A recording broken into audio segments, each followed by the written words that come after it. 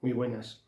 Nos proponemos analizar el capítulo introductorio Filosofía de la religión, una azarosa búsqueda de identidad, del libro Filosofía de la religión, escritos y textos, del filósofo y teólogo Manuel Fraijó, editorial Trota. A continuación, voy a desgranar las que me parecen las tres ideas principales de este capítulo y la crítica que creo se puede hacer a estas ideas desde el materialismo filosófico de Gustavo Bueno. Dice Fraijó en dicho capítulo introductorio que a lo largo de la historia del pensamiento, filosofía y religión han explorado diferentes formas de relación.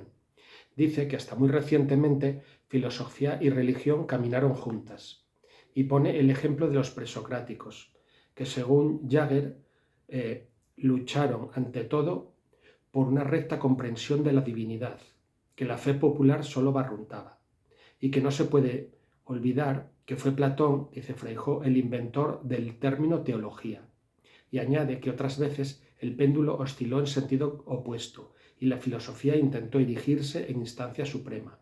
Es el caso, por ejemplo, del idealismo alemán y sobre todo de su máximo exponente, Hegel. Desde nuestro punto de vista, el principal problema de este análisis es que Fraijó habla en singular de la filosofía y de la religión. Pero no hay una sola filosofía, ni una sola religión. Hay múltiples filosofías y múltiples religiones. No es lo mismo una filosofía adjetiva que una filosofía sustantiva, una filosofía idealista que una filosofía materialista.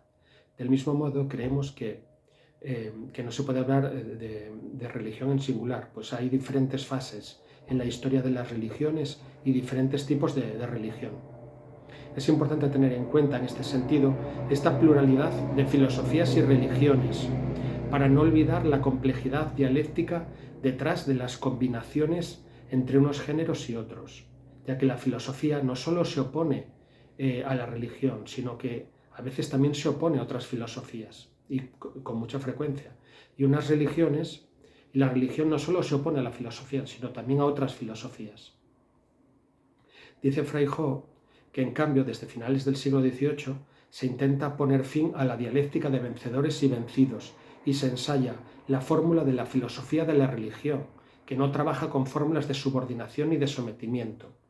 Es una disciplina nueva, hija de la teología natural y de una serie de condiciones histórico-culturales, como la libertad de pensamiento en Europa, el descubrimiento de nuevas religiones, el surgimiento de la Reforma protestante, etc.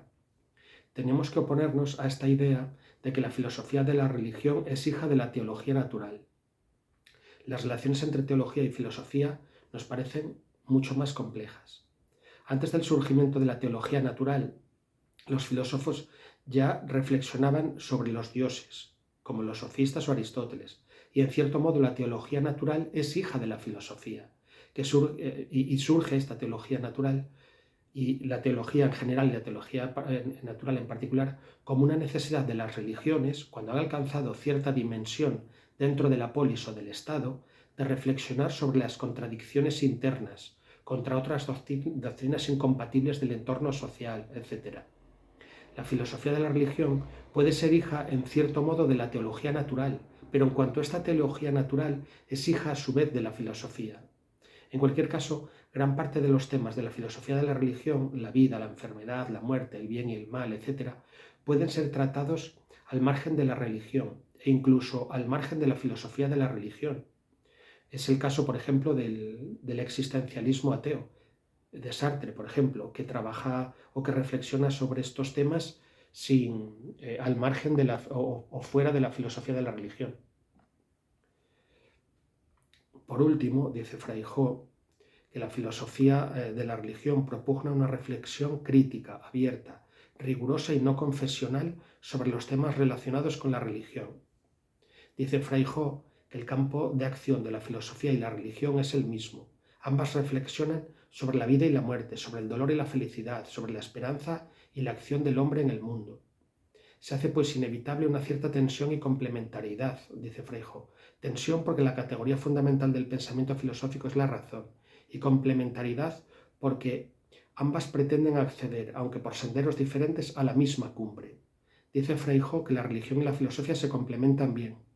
Cuando la filosofía no tiene en cuenta la religión, se olvida de las cuestiones más importantes y valiosas, y cuando la religión se olvida de la filosofía, corre el riesgo del fanatismo y el radicalismo.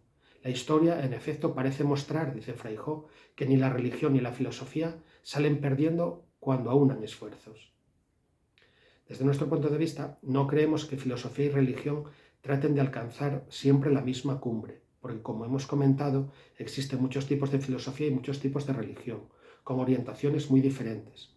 La filosofía de la religión de Kant no escala la misma cumbre, ni explica las mismas cosas que la filosofía de la religión de Marx. Las religiones del Paleolítico no explican las mismas cosas que las religiones monoteístas del presente, etc.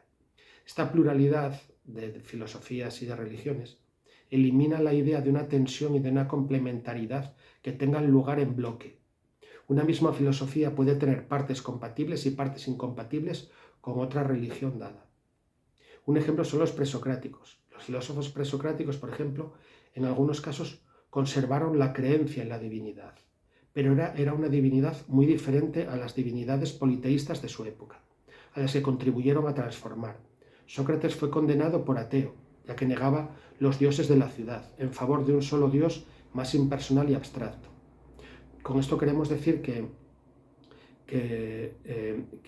la filosofía, una misma filosofía, o un mismo filósofo puede estar de acuerdo en algunas partes de una religión y en contra de otras partes de esa misma religión.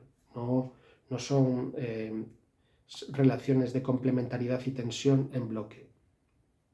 Además, conviene distinguir siempre entre entendimiento psicológico y social, por un lado, y entendimiento lógico, por otro. Son aspectos diferentes. Que no haya conflicto social entre religión y filosofía no siempre significa que haya complementariedad lógica. Además, muchas veces la complementariedad aparente entre filosofía y religión es una complementariedad coercitiva, ejercitada, obligada por poderes fácticos, lo que no significa complementariedad de tipo doctrinal. Y hasta aquí nuestro análisis de estas tres ideas de la idea de filosofía de la religión de Manuel Freijo. Muchas gracias.